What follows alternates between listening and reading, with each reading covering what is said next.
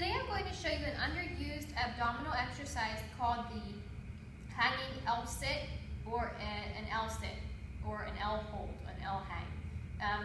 Why do I like this? It's going to keep your legs at 90 degrees, so you're generating a lot of tension through your abdominals to keep that position, as well as your hip flexors and a little bit of quad tension to keep that position as well. Your back is going to be in a neutral position, so again, you're reinforcing, okay, neutral spine here again, and just maintaining that position.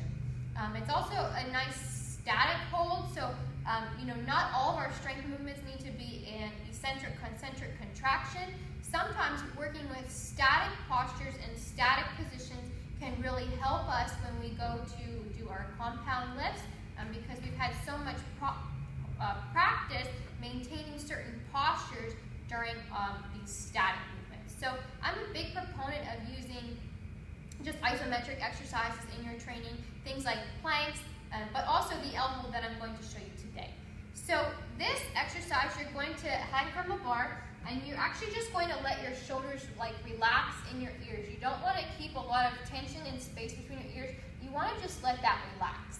You're thinking about starting in that neutral spine position, so almost a hollow body position through your torso, and then you're going to use your abdominals to come to 90 degrees, keeping that back in neutral and just holding. Okay, so that's a pretty tough exercise.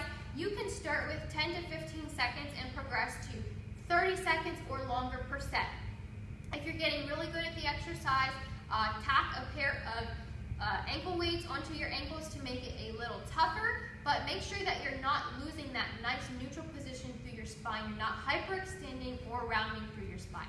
Again, a great way to reinforce that static posture that we want during our compound lifts